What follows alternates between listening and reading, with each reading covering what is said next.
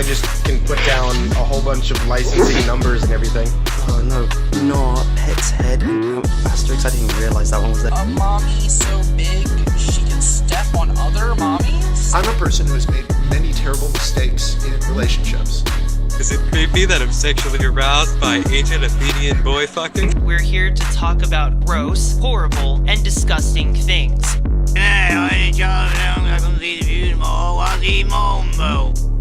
Have you ever seen Daisy's Destruction? I would love to catch him in real life, man. Yeah, I've definitely fantasized about killing the guy. I know where he lives. He doesn't really have that big of a platform. You know, it's sort of like if a tree falls in the forest. You know.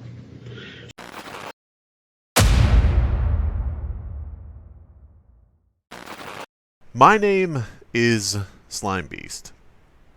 Or at least it has been since I picked that pseudonym in 2012 when I started writing creepypastas. Up until that point I had had a lot of different usernames on the internet, each one more cringy than the last.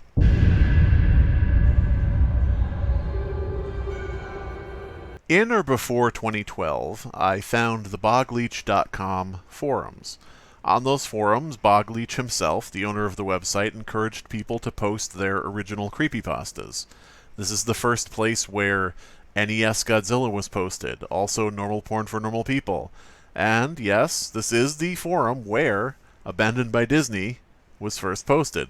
Now, naturally, Abandoned by Disney was not the only thing I posted on the Bøgleech forums. I posted lost episodes there, I posted I Hate You there, I posted all of my early creepypasta work, and if you don't know what any of this is, they're internet stories. They're horror stories on the internet. You don't really have to, know too much about them to follow this video. Alright, anyway, another one of the posts I made on that forum was in a micropasta thread. A micropasta is a very short story, usually consisting of 2 or 3 sentences. In that thread, I posted what essentially amounted to a shitpost. To summarize, it said that underneath Disney World, there was a photo-negative Mickey Mouse costume where, when he pulls off his head, there's only blood.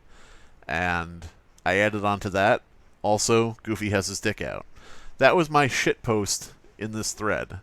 So I thought about that and I thought, maybe I could turn that into an actual story. Maybe I could work this shitpost into an even longer shitpost. So round about 2 a.m., sat down and in one sitting wrote from beginning to end Abandoned by Disney. Abandoned by Disney was based on a blog post that you can find on imockery.net.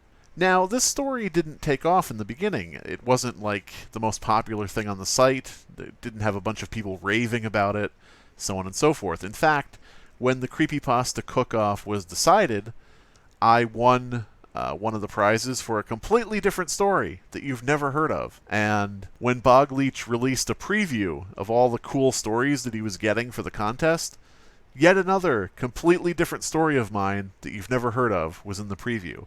Abandoned by Disney did not win the contest. Abandoned by Disney was not part of the preview.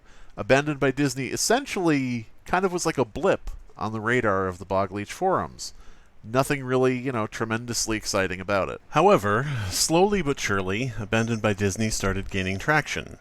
It was shared around, it was copied and pasted on the Creepypasta wiki, where I think it got Pasta of the Month, and it basically started spreading across the internet. It got to the point where narrators were asked to read Abandoned by Disney because the story was popular. Now, a lot of people will say, oh, the story is only popular because narrators started reading it, but why would people ask them to read it unless it was already something people were interested in? So from that point forward, Abandoned by Disney took off.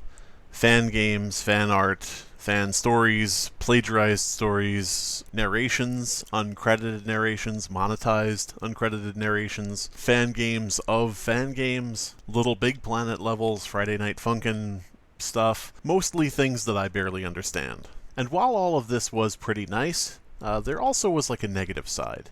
The negative side was that there are a certain amount of people who want to hate everything. They want to take something you've created, and they want it to be bad, and they want you to be a bad person. They want every creator to be JC the Hyena. They want every creator to be Chris Chan. They want every person who dares to create something on the internet for free and post it for no reason. They want every single one of them to be a crazy fucking asshole. And so, to that end, I've often dealt with people who are very ungenerous with how they view me and how they view my work. So I guess you could say this is the point where things stopped making sense in my life, everyone started acting very strange toward me, and I was abandoned by normalcy.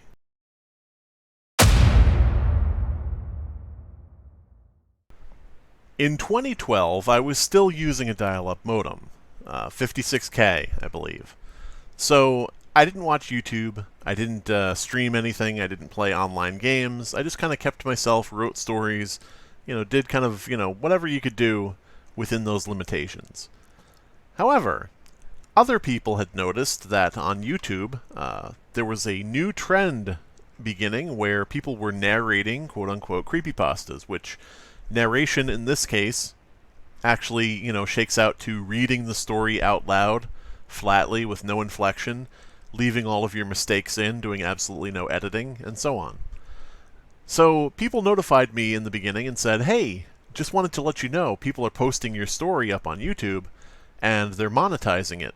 A lot of them aren't even saying who wrote the story. They're just, grabbing whatever stories they can to try to earn a quick buck and try to rise to fame in the easiest way possible.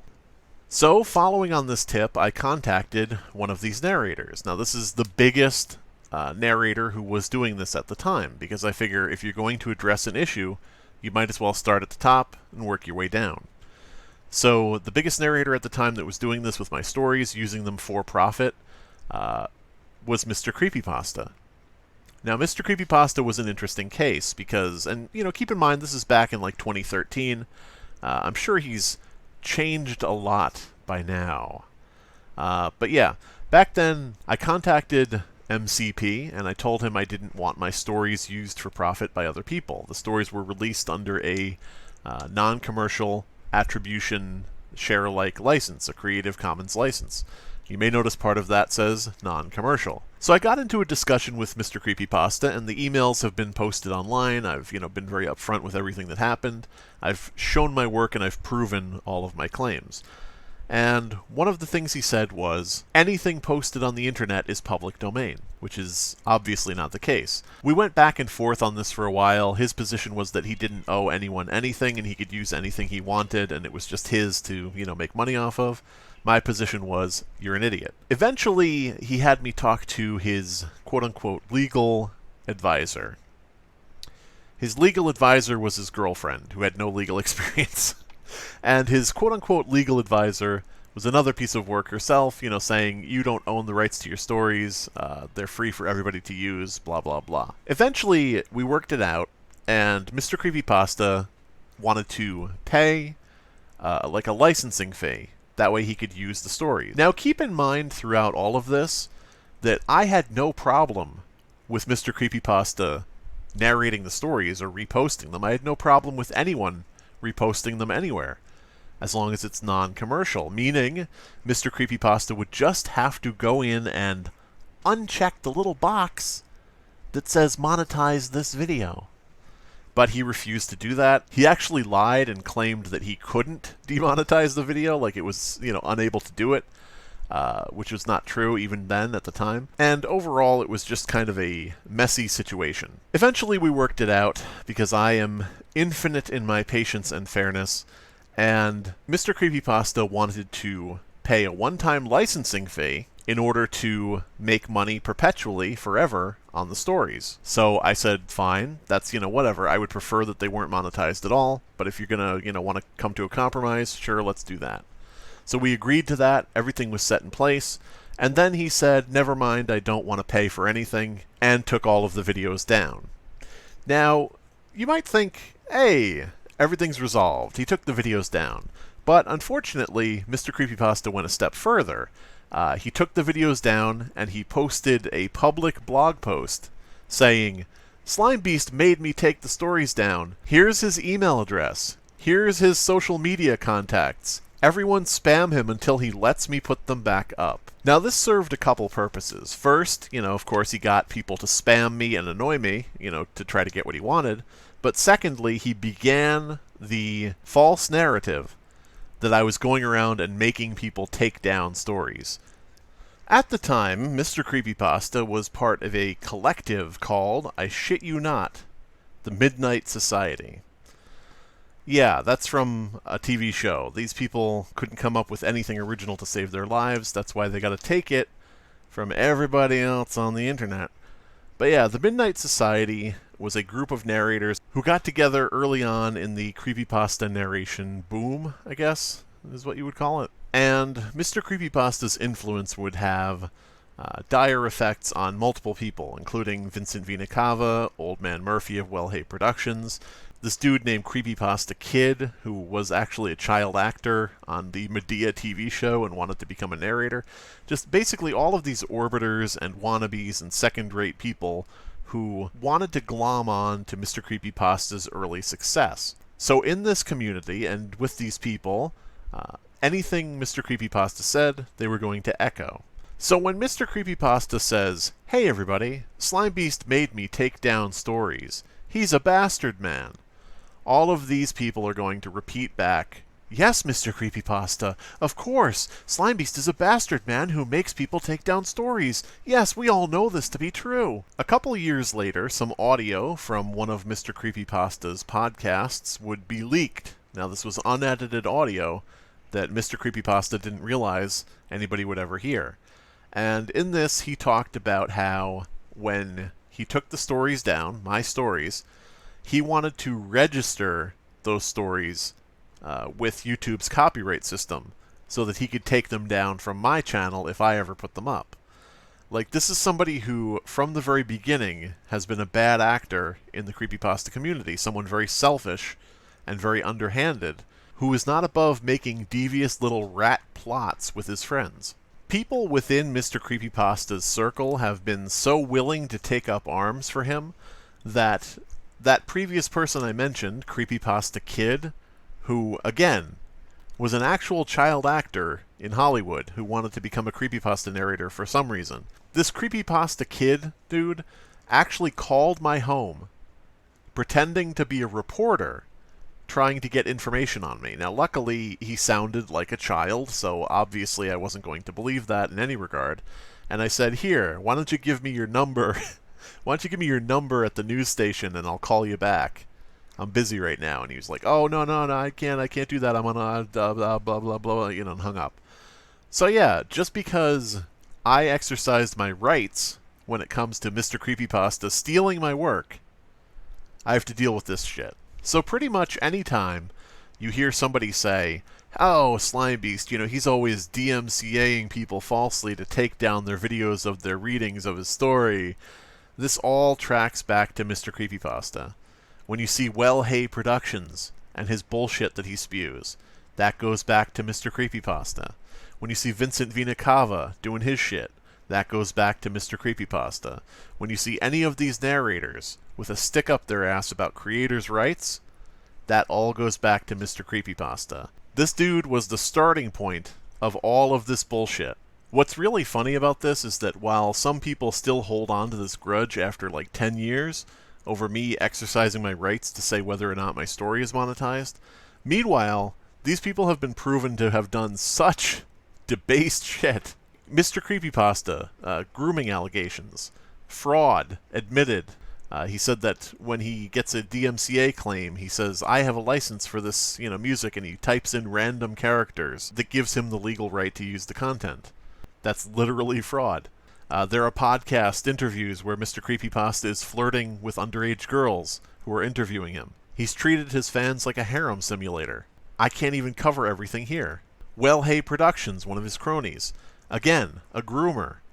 Someone who has wished death on at least one woman because she turned down his advances. Vincent Vinacava tried to trademark the word creepypasta for his own use exclusively, cutting everybody else in the fandom out. Solicited nudes of his fans and then shared them with other people, completely violating trust and privacy. For some reason, by the way, Vincent Vinacava is kind of a little bit obsessed with the idea of murdering me, for some reason. Like, you may remember from the intro to this video, the discussion about, you know, knowing where I live and coming to kill me. Yeah, that's Vincent Vinacava, by the way. Real name Chris Toscano. If anything ever happens to me, first, check with Dylan Morgan, who's Plagued Moth, but second, check with Chris Toscano, aka Vincent Vinacava. Okay, cops, if you're listening to this, alright. Play this video. Play this video at the trial. Almost everybody in this group has tried to strike my channel incorrectly, falsely, in order to hide information about what they were doing. Hell, when all of this started coming to light, Mr. Creepypasta and his people actually went to YouTubers to try to get them to shut up, personally. That Creepy Reading, who was a kid at the time, you know, this is like not something I hold against him, there was pressure on him to not talk about certain things. Hoodoo Hoodlum's Revenge put out a video discussing Mr. Creepypasta and his people and what they were doing. Mr. Creepypasta and his folks contacted him privately, and the video went down. In fact, Hoodoo Hoodlum's Revenge put up a video almost immediately thereafter saying, you know what, haha, none of that, I don't believe, that's not anything, don't worry about it, everybody, ho ho ho. So yeah, these are people who go behind the scenes to try to shut people up. These are people who try to blacklist others, because I can't tell you how many times I've heard these jokers say, oh yeah, now nobody will work with Slimebeast. Slimebeast crossed us, tried to have us not profit from his work. Guess what? Nobody will work with Slimebeast now. Meanwhile, I've never been turned down for working with anybody, so I'm not sure who they're talking about. Are you talking about the thieves? Because I'm not really worried about being blacklisted from working with thieves. So at the end of the day, when you see somebody saying, oh, Slimebeast doesn't like people reading his stories, better be careful or he'll DMCA you. This all goes back to Mr. Creepypasta and his batshit insane dungeon fuck clique of morons.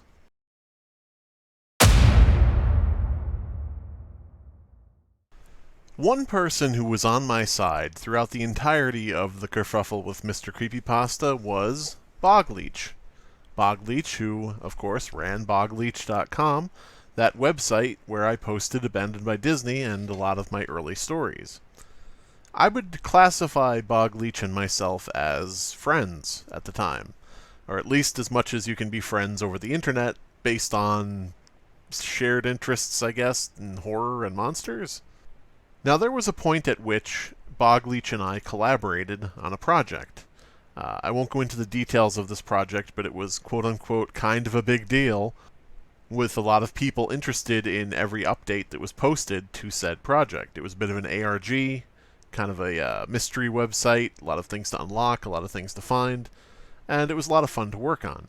I paid for the hosting of the website, I paid for the domain name of the website, I created the website, I did the upkeep of the website, I spent nights trying to get code to work on certain things that were like interactable moments on the website. And I even came up with the idea of putting a store on the website where people could order t-shirts from the fake company, and the t-shirts actually would be made by somebody that Bøgleech was associated with, which was a way of getting revenue for Bøgleech. Not for me, the guy paying for everything, but, you know, revenue directly to Bøgleech, you know, for the t-shirts. Now, granted, that was the way that I wanted to do it. You know, I wanted to set up a store where he could make revenue on his t-shirts.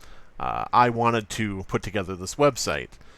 You know, this isn't a situation where I was, like, being enslaved and forced to work on this, by any means.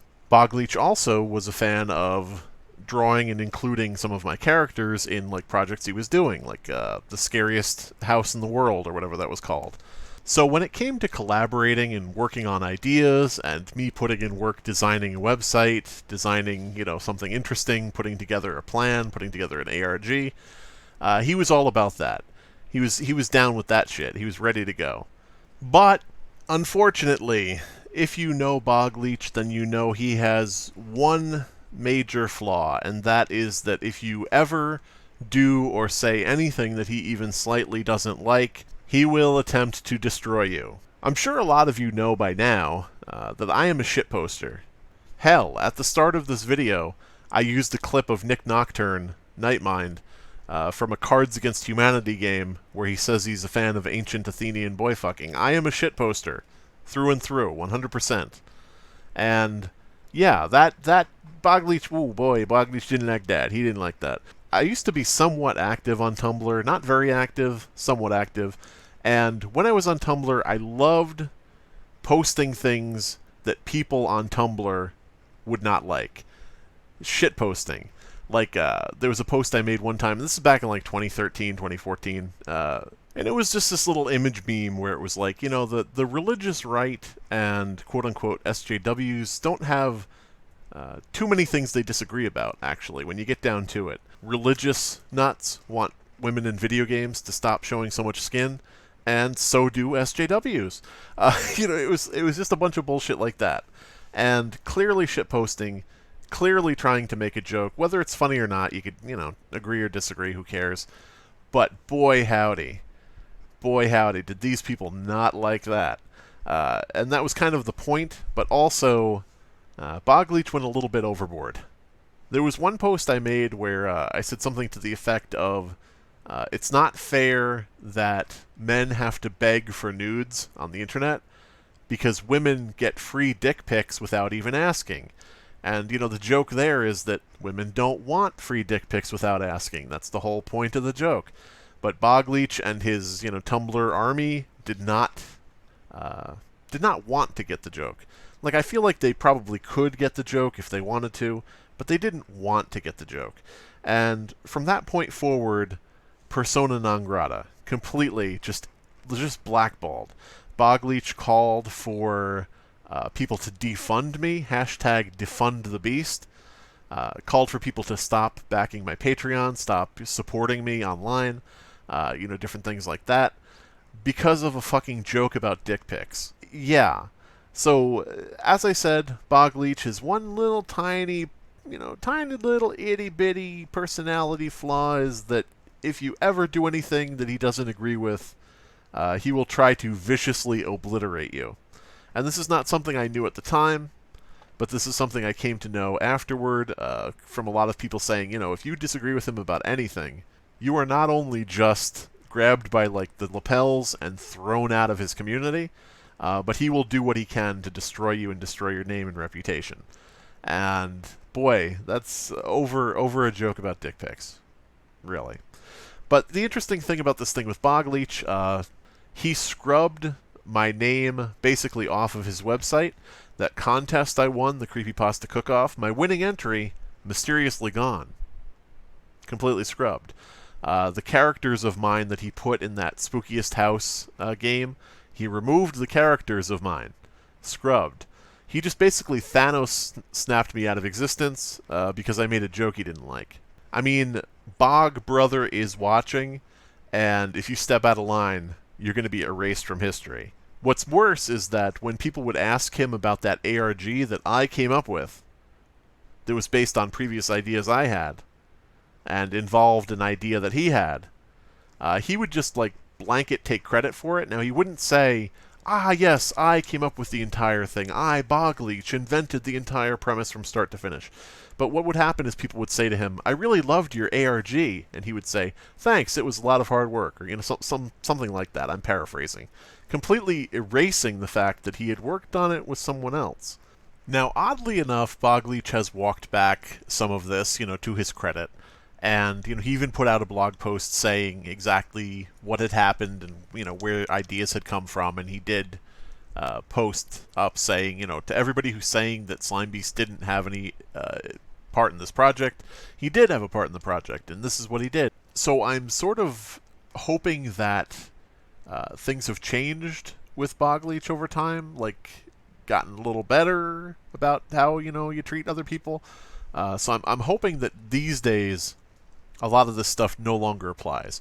But I haven't, you know, really spoken to him. I've just seen, you know, stuff like that. So, you know, take it with a grain of salt. But the real interesting thing out of all of this with the Bøgleech scenario is the effect it had on Tumblr. Because, boy, those shock waves were felt to this day.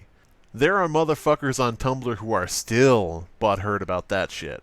There are motherfuckers on Tumblr who have been stalking me actively for years since then. There are motherfuckers on Tumblr who have been combing through my social media presence to try to find little tidbits here and there that they can skew and twist into something bad.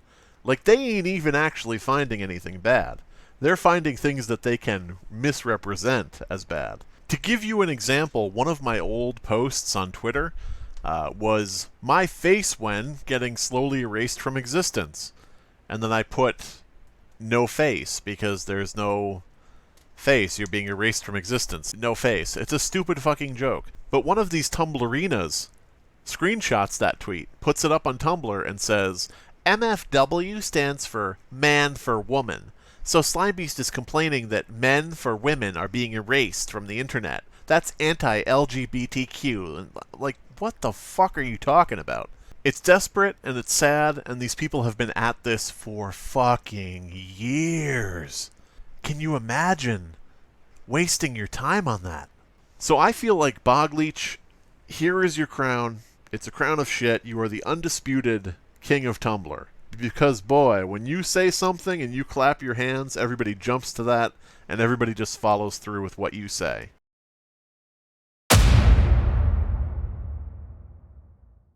Alright, well, I actually have sort of made amends, I think, with Jacob Sherwood of Bad Creepypasta, and I think this chapter was pretty much closed for all intents and purposes, but as painful as it might be, I have to rip that band-aid back off again, and I have to go back into this, because this is going to lead into some other stuff that I'm going to discuss, in this video.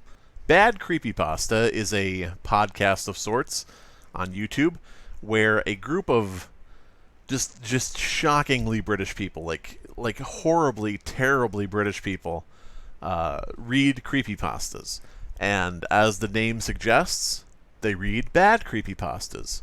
Creepypastas that, a majority of people might think are low quality, or, stupid, or pieces of shit that should have never been written. But yeah, so they did an episode on one of my stories, which is called I Hate You. Now, I Hate You was written as a troll pasta. So when this review came out, I pointed out to the boys, I said, hey, just so you know, that actually was a troll pasta. So when you're doing your podcast and you're saying, oh, right, yeah, Slimebeast is a fucking idiot, what a writing this story, what a piece of shit writing this fucking shitty story, what the fuck is wrong with Slimebeast, that daft bastard. When you're saying that, you're talking about a troll pasta, so you're a little bit off base. Now, one thing that you're not allowed to do, apparently, is critique a critic. Like, the critic is allowed to say anything they want. The content creator had better never ever address anything that critic said, because they are automatically wrong. And I learned this the hard way, because by saying you're reacting to a troll pasta, and also, please stop calling me a for no reason. Boy, was that the wrong course of action. I should have just let them do and say whatever they wanted about me. Because this kicked off the entire notion that Slimebeast can't take criticism. And that all comes from the fact that these dudes read a troll pasta and couldn't tell it was a troll pasta. They followed up this whole thing by reading Abandoned by Disney. And by their own statements, they did this specifically, like, out of spite, like as a troll kind of thing, to be like shit posters themselves. And when I asked them exactly why they were doing this, why they felt the need to, like, shit talk me personally again, and, go into all of this random shit about the story that, wasn't actually in the story, they took the video down. So when they took the video down, all of their massive audience said, oh my god, Slimebeast struck the video down, he took the video down, oh my god. At which point I said, hey guys, I didn't tell you to take your video down, I just said I disagreed with what you were doing. Nobody told you to take it down. So they put the video back up. And when they put the video back up, all of their massive audience said, ah ha ha, Slimebeast couldn't keep the video down, Slimebeast lost, and now the video is back up. And it's like, Jesus Christ, guys, what hath thou wrought? And I am a shit poster. I made a response video responding to their criticism. I used "Don't Hug Me, I'm Scared" clips to represent the British people. I did, I did a bunch of silly shit. And again, you're not allowed to ever say anything to a critic. You're not allowed to critique critics. And actually, now that I think about it, I'm probably endangering my own video here. I shouldn't be saying the C word. Alright, I'm going to have to bleep that out. Alright, so they were calling me a cunt. There we go. That should be safe. Speaking personally, I always have a dislike of people reading a story, looking at a piece of artwork, listening to some music, and just because they don't like that particular media, I don't like them going and attacking the person who made it. And this was something where Bad Creepypasta, intentional or not, got their very large audience to bother me. And, talk about what a shitty piece of shit I am, and what a I am, and, different things like that. And once again, like we did with Mr. Creepypasta, you can take every instance of someone saying, Slimebeast can't take criticism, and you can draw it all right back to Bad Creepypasta. Because who else are you talking about? What other reviewers are you talking about? That's what I thought. You can't think of any.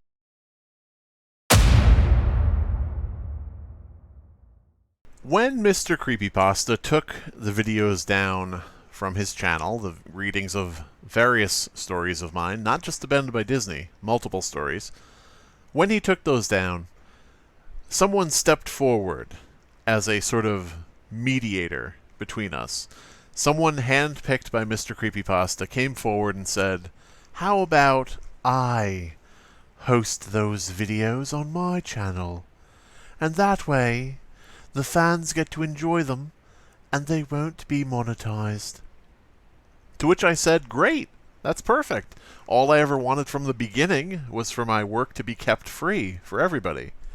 And yeah, so that person, as you may have guessed from both my stupid accent and from the title card of this section, that person was CreepsMcPedo.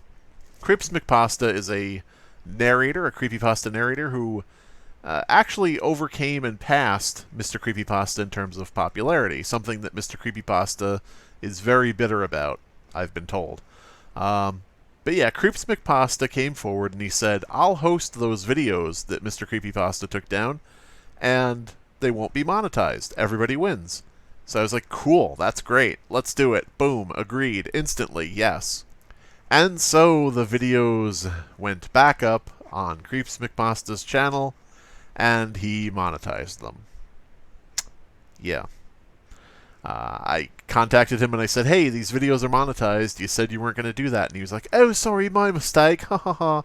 And he took monetization off. Next time I checked back in, they were monetized again. This happened enough times that I said, you know what?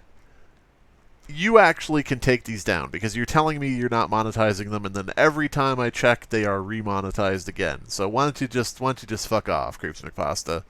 And I pretty much thought that was going to be the last I saw of this dude.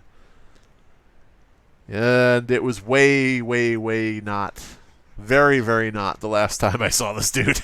Many years later, a girl by the name of Kumori would come out and state that when she was 12 years old, CreepsMcPedo groomed her. She alleged that CreepsMcPedo, who had, I guess, 1,000 to a couple thousand subscribers at the time, had started an online relationship with her even though she was underage. He was in his 20s at the time. When this interview was posted up on the internet by a YouTuber by the name of Pastel Bell, I checked it out and I said, hey, I know that guy. Oh shit, he did what? Oh fuck. Following this, CreepsMcPedo released the video where he responded to the interview. And despite the fact there are a lot of people out there who will blatantly lie, I am actually a fair and equal person who will look into both sides of any issue. I looked into Komori and tried to find any sign that she was lying. I looked into CreepsMcPedo and tried to find any sign that he was lying. I couldn't find a single thing that pointed to the fact that Komori was not telling the truth. However, when I looked into CreepsMcPedo's response, every single fucking thing he said across that 40-minute video came back as a lie. Oh, I never typed that way. Boom, I found evidence of him typing that way. Oh, I would never say no, pet's head. Boom, I found comments on YouTube where he himself, on his official account, said both "naw" and "pet's head." After his video came out, I was up until 7 a.m. in the fucking morning, combing through his posts. And time after time after time, ping after ping after ping, I found more and more and more evidence that he was lying. Further, I discovered that the email address Kumori showed when CreepsMcPasta was allegedly contacting her was indeed CreepsMcPasta's old email address. There was just no way this guy was getting out of these allegations. Everything connected back to him when it was checked. And this is all beyond the fact that the person she was talking to, who was sexting her, set up her appearances in his videos on his channel, something only the real CreepsMcPasta could possibly do. I mean, there are so many mind-boggling lies that CreepsMcPasta told in his response video that if I covered all of them, they would be longer than the runtime of this video so far. I'd be here for an hour. Now, despite the fact that CreepsMcPasta was proven a liar multiple times over in his own posts, by his own writing, there were still people who were willing to go to bat for him. White knights, parasocial fans, and people who wanted to get clout off of the drama. One of these people was a fellow by the name of Truthy Magoo. Now, Truthy Magoo was someone who wanted to be like a drama YouTuber. And he put out videos about how CreepsMcPasta was innocent, CreepsMcPasta did nothing wrong, and everyone was lying about him. Truthy Magoo also was outed for being a convicted child molester, and at that point he faked his death. I shit you not, this man faked his death because things went so poorly for him while he was defending CreepsMcPasta. Another YouTuber who also wanted to be part of the drama community was a fellow by the name of Cracked Rack. Now, Cracked Rack has since made amends, I guess. He apparently was under the influence of certain things at the time. I don't want to go into a lot of detail. You know, it's his place really to say, you know, what he did or didn't do. But what I will say is that Cracked Rack was very much in the CreepsMcPasta camp, and the reason he was for CreepsMcPasta was because he hated Pastel Bell, the person who first broke the story about him. Now, I might be a little bit crazy because I care about whether or not the alleged victim is telling the truth. I don't care about whether she's interviewed by someone who has a bad reputation. So when Cracked Rack swung onto the scene saying, this is all lies because Pastel Bell is bad, that rubbed me the wrong way, and I went toe-to-toe with this guy. You may be asking yourself at this point, Slimebeast, aren't we getting a little bit off track? Sure, the CreepsMcPasta thing was a big deal, and the fact that nobody cares about it and he's still running his channel to this day with no repercussions is pretty bad. But, Slimebeast, why are you getting into Cracked Rack of all people? Someone that came up on the radar and then faded away quickly and has since, you know, changed his outlook on life, changed his ways, whatever. Well, the reason for that is this. Cracked Rack came up with a series of allegations against me. He claimed that I was thrown out of several horror conventions, when in fact I've actually never been to one in my fucking life. He said that my DeviantArt profile had pictures in it of girls who looked like Kumori, so I must be colluding with Kumori in secret because she's quote-unquote my type. All of these allegations incredibly brain-dead, and on the face of it ridiculous, but Cracked Rack did not make these allegations up.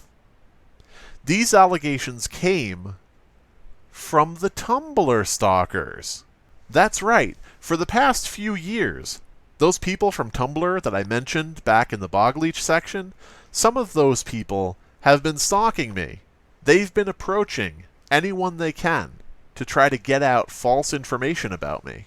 The most unbelievably cringy example would be this fucking Creepypasta book club podcast where somebody by the name of Jonah Bear, or With Swords on Tumblr, put together this entire episode of the podcast just as a hit piece against me, saying that Abandoned by Disney was actually a racist dog whistle, and that certain phrases in there were key phrases for the alt-right, and that it was meant to blah blah blah blah blah blah bullshit. Anyone that these people on Tumblr can get to listen to them, they spew this bullshit and try to get someone else to put it out in the public for them, because they're cowards. When they saw that I was having a disagreement with Cracked Rack, they contacted him and sent him a quote-unquote dossier of bullshit. Now, you may be saying to yourself, I don't know, Slimebeast seems kind of defensive about this. Maybe it's true. Well, we'll get into that a little bit later, because this dossier that these people send out, it changes depending on what's already been disproven. So if something from their claims gets disproven, they change it a little bit for the next time they want to use it. If it was true, how could it keep changing to something different each time? But yeah, it is possible that I'm getting off track here, so let me repeat that in my mind I personally believe that CreepsMcPedo is a child groomer. You can also still find podcast interviews where CreepsMcPedo is hitting on the same underage girls that Mr. Creepypasta was. In fact, CreepsMcPedo had a 14-year-old girl write an erotic fanfiction about herself and him. Again, all of this is still on YouTube. Like, they didn't even take this shit down. I have no idea why this stuff is still fucking up, because it proves beyond a shadow of a doubt he was grooming kids. Before I put an end on this section of the video, I want to make one thing incredibly clear, and I want this to stick with you. If nothing else stays in your mind, keep this in there. CreepsMcPedo was meeting with these girls in real life.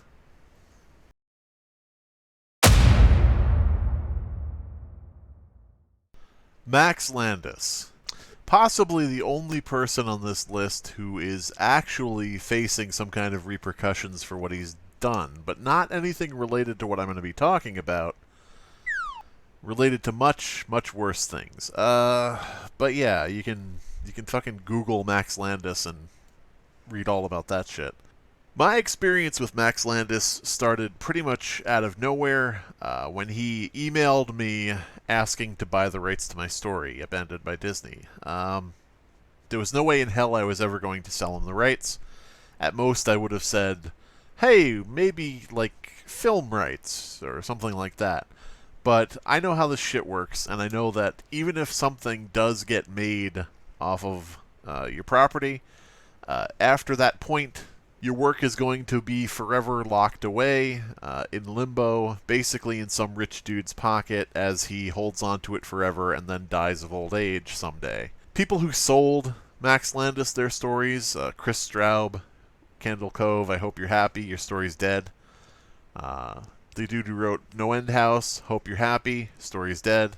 The people from No Sleep who sold their stories to Max Landis, again, hope you got your bag, hope you got money, enough money off of it. But from here forward, your story is now the property of someone whose name is garbage in Hollywood. And nothing will ever be done with your work ever again. And you don't own it. And yeah, I don't know what else to say. I'm gonna be a little bit harsh about this, because when I turned down Max Landis, people were like, oh my god, you're so stupid, turning down Hollywood when it comes knocking on your door, what a moron. And I'm like, just give it a minute. I'm fucking Postradamus over here, because I know that this shit ain't gonna turn out well. The television series that Max Landis was buying Creepypasta rights for was a show called Channel Zero. Channel Zero was well received by the few people who saw it, but my major criticism would be that it changed pretty much everything about the stories. If you're going to change that much, just write an original story for your show. What Max Landis was really buying is he was buying the titles, he was buying into the Creepypasta community, he was trying to buy his way into the audience that Creepypasta had, which wasn't that big an audience by that time. It was kind of an ill-advised business deal. But yeah, the Channel Zero show, in my estimation, was, at least on a creative level, a failure. If you loved that show, if you thought it was great, more power to you. Not everybody has to like the same things. Not everybody has to agree. That's fine. But I knew that what was going to come out of this would be something that I was not happy with, and so I did not want to sell my stories to Max Landis. He wanted Abandoned by Disney, and also he wanted lost episodes. Now, when I turned him down in the emails, he of course got snippy, he got bitchy, and then he took to Twitter saying, oh, so silly how, I was acting in these emails and blah, blah, blah. Which is, of course, very professional. Offer to make a business deal with somebody and then immediately run to Twitter when it doesn't work out for you. But enough shitting on Max Landis. I could do that all day in several ways. Let's just move on. Nightmind. Nick Nocturne. That's a dude that you may have heard of. Nightmind has a very large explained channel, like a theory channel, where he looks at ARGs, he looks at different things that people have made, other people have made, and he goes, here's what that means. Now, Nick has faced some controversy in the past where he's basically said other people doing what he does are ripping him off, I guess. I don't know. But the issue that I ran into with Nightmind is his connection with Max Landis.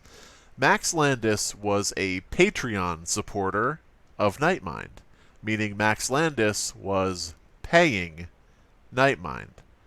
So when Channel Zero was in production, Nightmind, Nick Nocturne, was promoting Channel Zero, saying that it looked like it was going to be good, and it was going to be great for the Creepypasta community, and this will be a big step forward for everyone in Creepypasta. Hollywood is finally recognizing us, and Channel Zero is going to be that first step to greatness.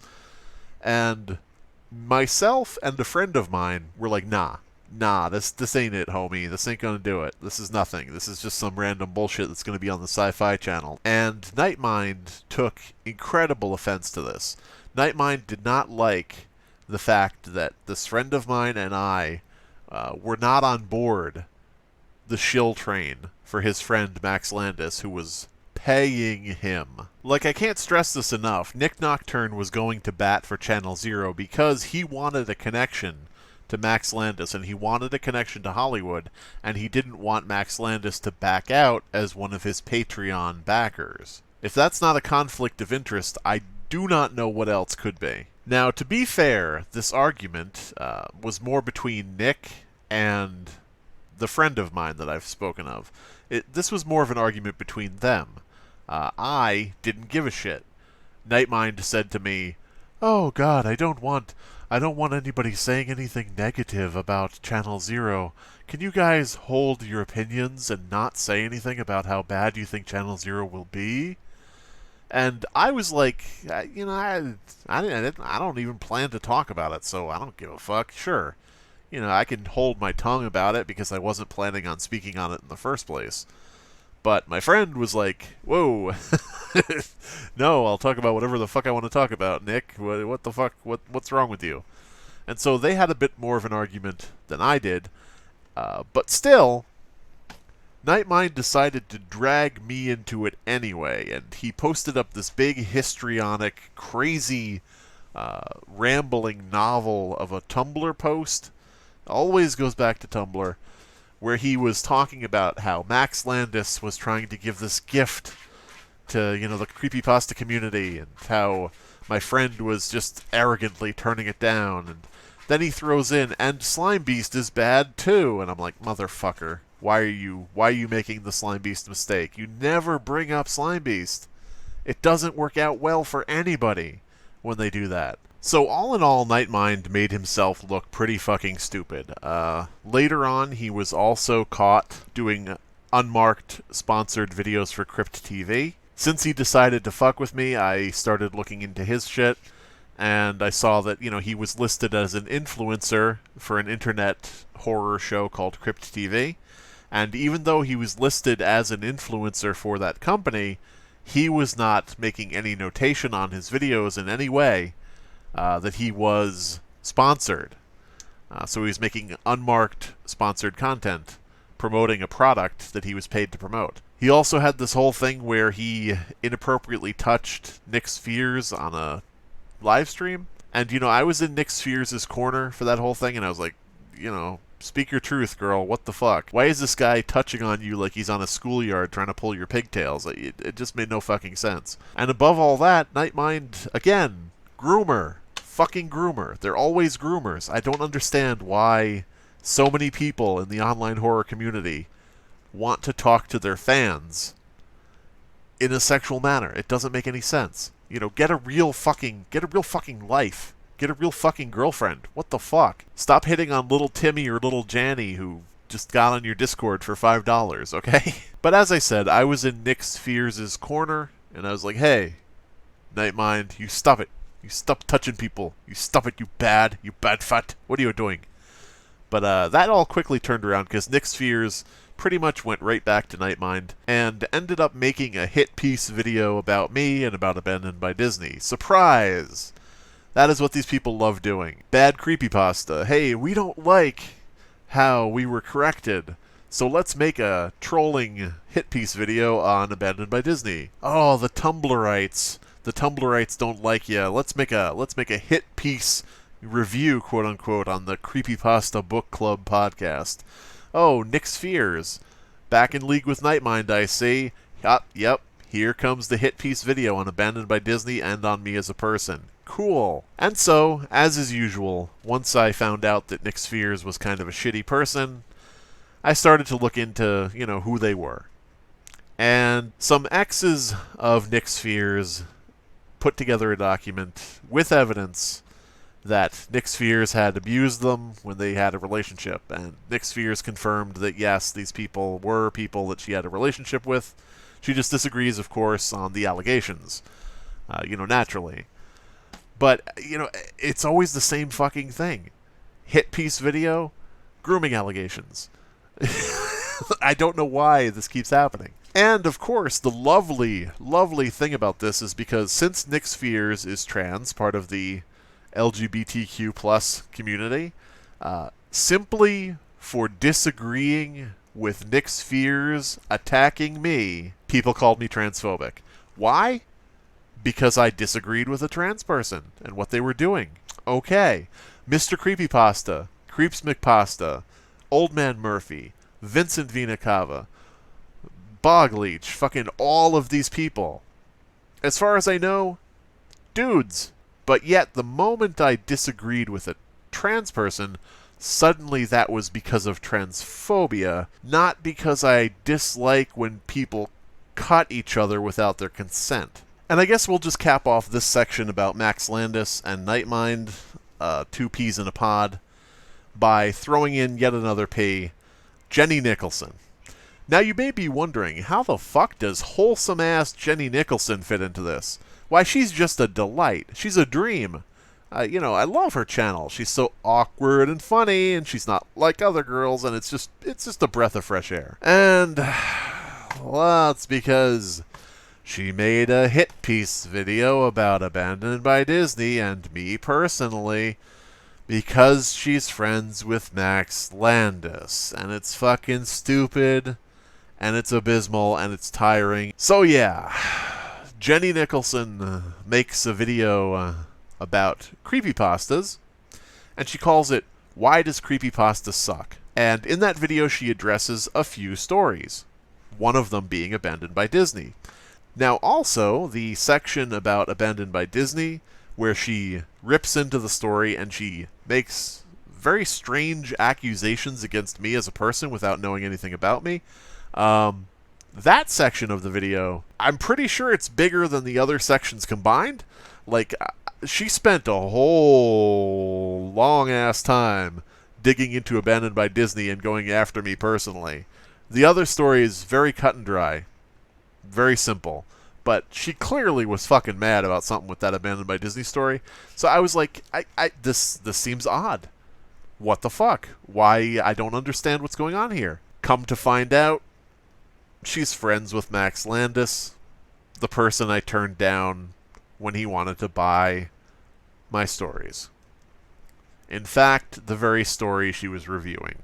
So Jenny Nicholson, yet another one of these fucking cronies whose behavior can all be traced back to the fucking source, and the source is always someone I turned down who wanted to make money off of my work.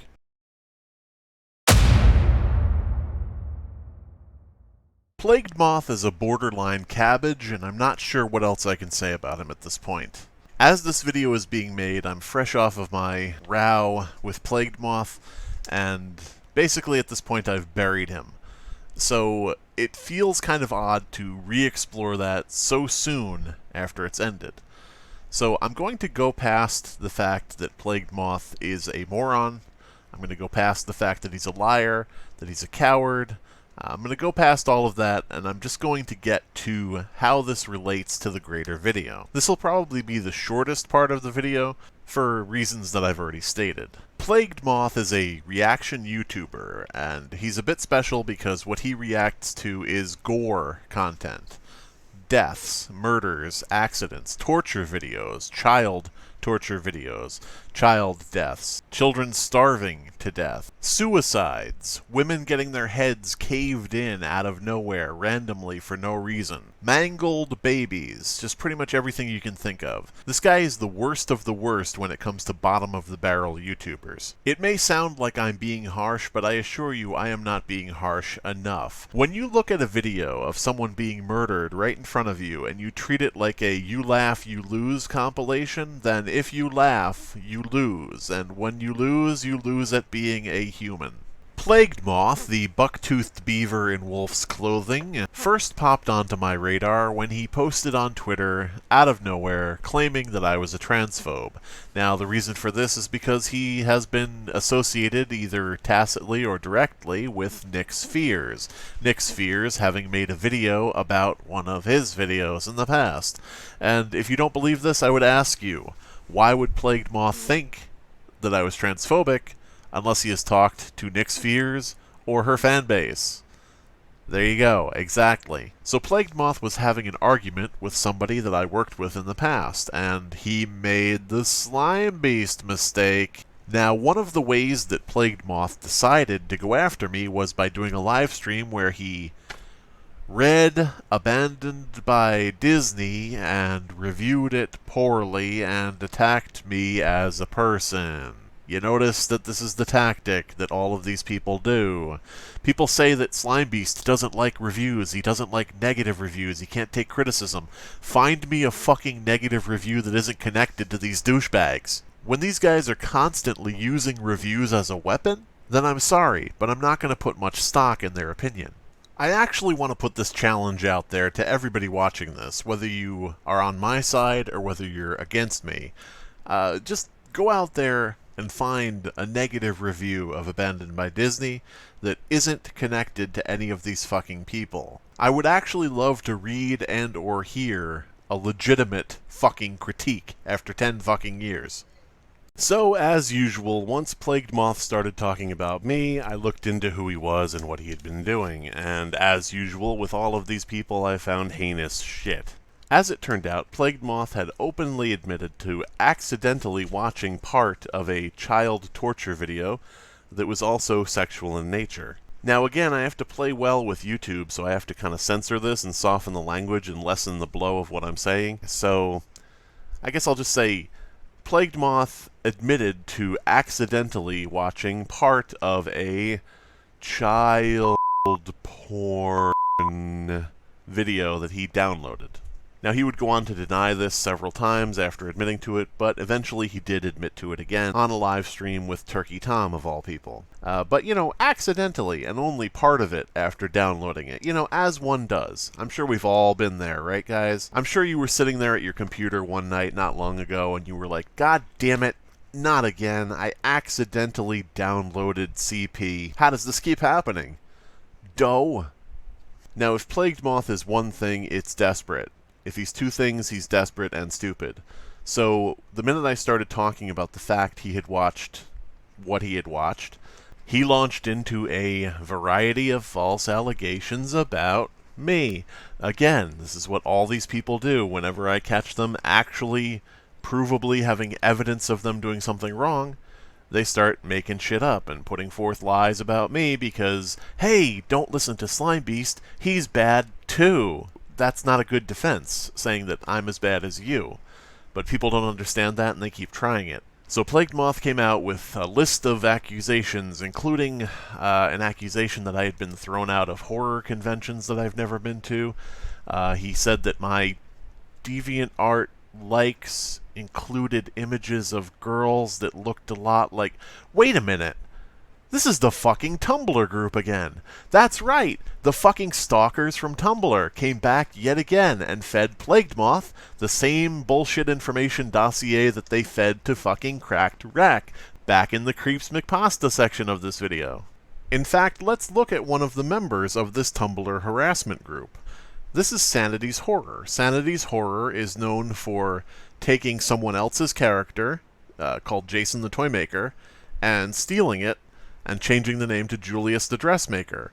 Now, Sanity's Horror was not just content being known as a thief, Sanity's Horror also wanted to be known as a malicious liar and harasser. So the moment that Plagued Moth started talking about me on Twitter, Sanity's Horror paid to get into Plagued Moth's Discord in order to send him information about me.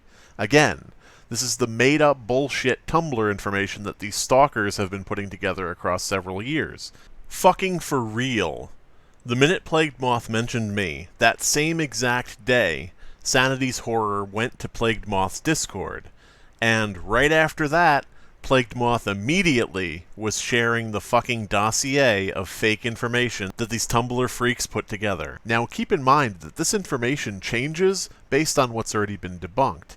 In the past, these people claimed that my DeviantArt profile had girls in it that looked like Kumori, CreepsMcPedo's grooming victim. Now, when they contact Plagued Moth, they claim that my DeviantArt favorites have pictures of underage girls in it. So they just change it up based on whatever they think the person may want to hear. And even if somebody out there does have favorites of underage people in their DeviantArt likes, context is fucking important. To summarize, basically, a group of people on Tumblr have a mad-on for me and they won't hop off my dick. These are people who were fans of other creators that I've butted heads with in the past, and these people think to themselves, you know what?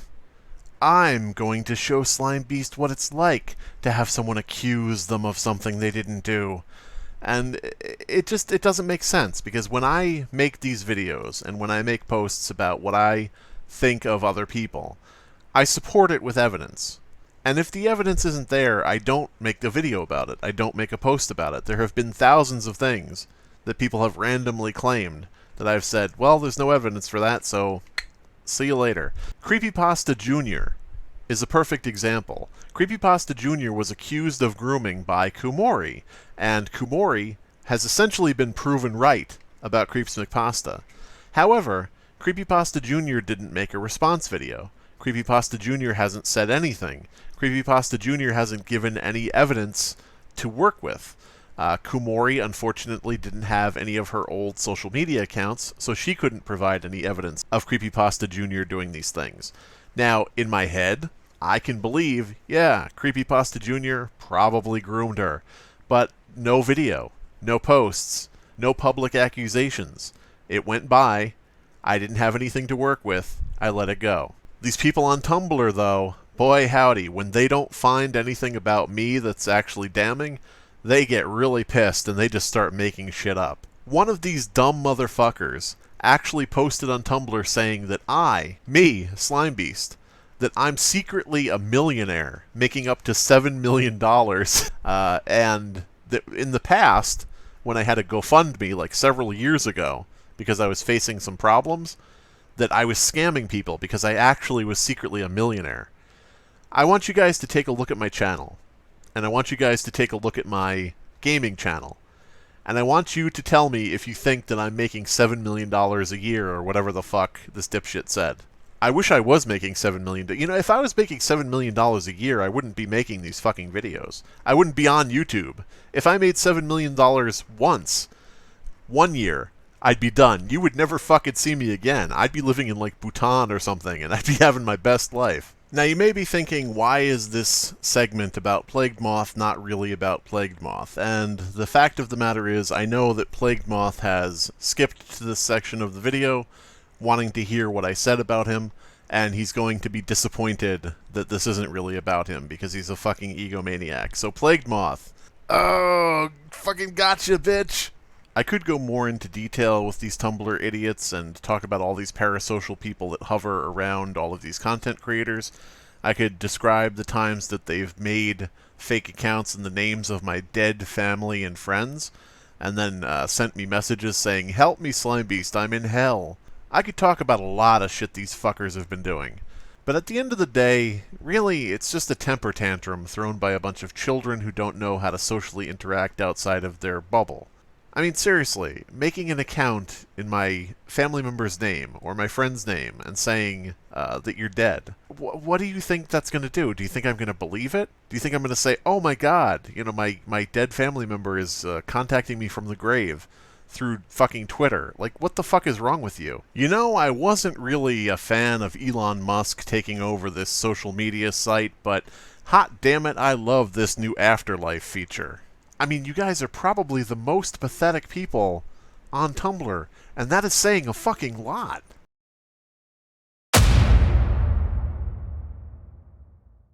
So how do we put an end cap on this video?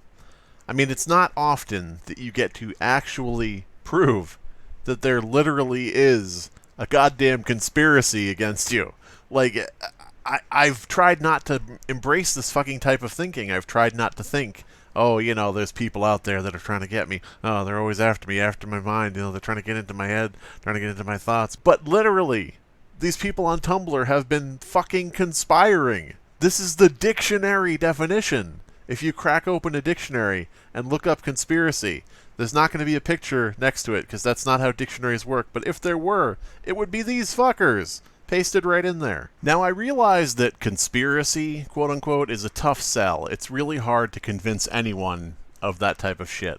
But keep in mind, I'm not talking about a global, multinational conspiracy, like a government conspiracy, like a New World Order type thing. I'm not talking about Pastagate. I'm just talking about a group of lame motherfuckers who have nothing better to do than fuck around. Because when you've got people who will not shut the fuck up on Tumblr about false accusations, when they're wishing me dead, when they're talking about people around me in the similar way, when they're contacting YouTubers to try to sell them a false list of accusations, when these people are constantly trying to do this shit because they want me to quote-unquote suffer like their favorite content creator has supposedly suffered, what else would you call that? I'm not joking when I say this.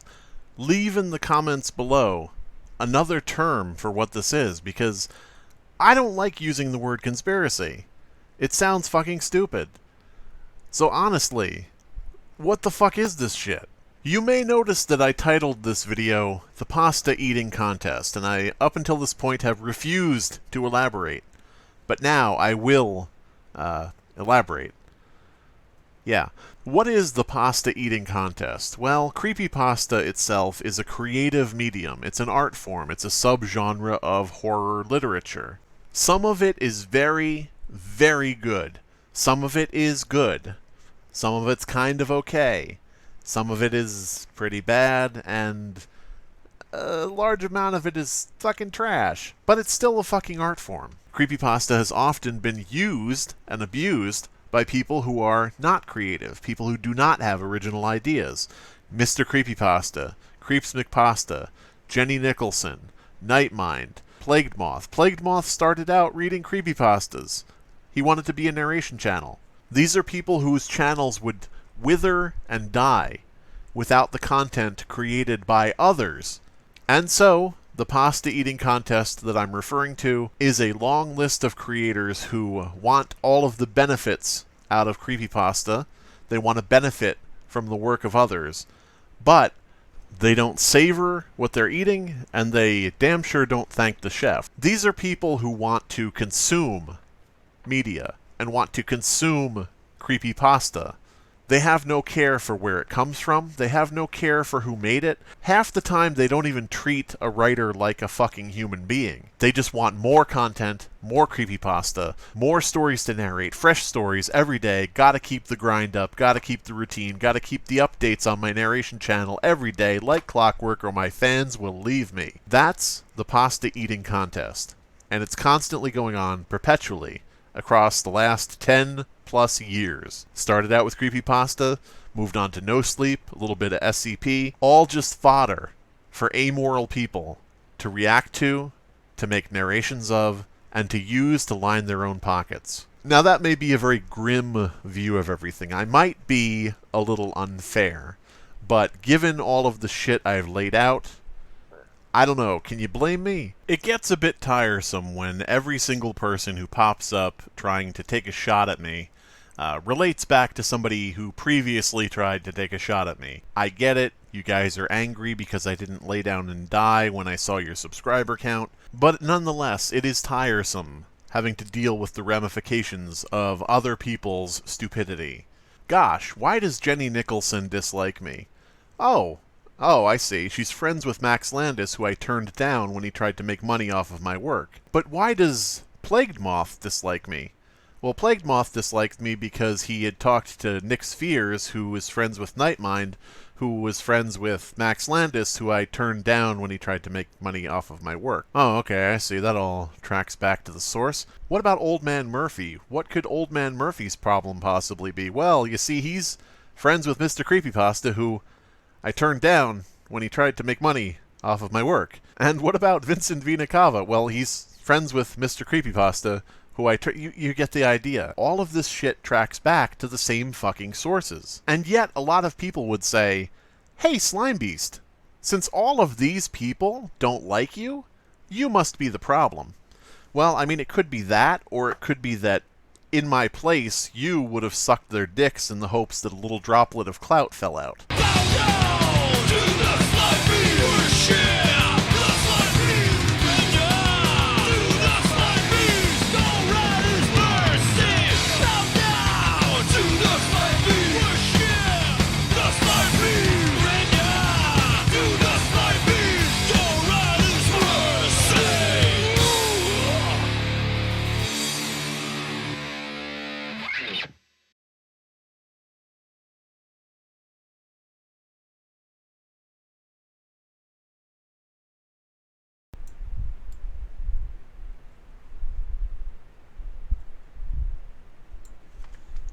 Huffing copium, I see. Look, Mr. Wolf, I rarely would say this to anyone. Yes, this is going to sound egotistical as shit, but I am not speaking of anyone other than you. So, rather than just being a snarky little fuck like usual, I'm going to be fucking blunt and give you the goddamn truth, which you already know, and things you likely don't. I am more talented, skilled, intelligent, and a far, far better human than you are, in every single goddamn way possible. You will never be remotely comparable to me in any manner. You are nothing more than a piece of shit on my shoe. Actually, that's insulting. To shit. You are so far beneath me, and you know it, but you don't even know how far. You are a 44-year-old man, still in, and not just in, but chronically online and invested in fucking Creepypasta. Your entire pathetic life revolves around it and stalking teenage girls. I am 2 entire-ass decades younger than you, and already in the serious process of building a career in the creative arts. And you are sorely mistaken if you think that the creative arts is the only field I have experience and education in. Tell me, Christopher, what is the 4th dimension, and how is it theorized, practically proven, to function?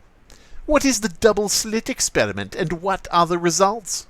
Explain quantum entanglement. Explain the difference between classic and quantum physics. What exactly occurs at the event horizon of a black hole? Explain how time travel is a real thing, and exactly how it happens and is possible. At least tell me what the Drake equation is, and give it your best shot solving it. How about AI and the importance of alignment? Please, go on. Tell me about all that in your own words. I will know if you are copy and pasting or simply rewording an article. These are just a few of the things I am highly educated on. Or would you like to talk about nuclear science? Again, I'm highly educated on this as well. Maybe, ancient Rome? What about the Younger Dryas? And the many theories surrounding it. No question mark, by the way. Gobekli Tepe and the significance of it? We can talk about that. What about survivalism? You know how to do that?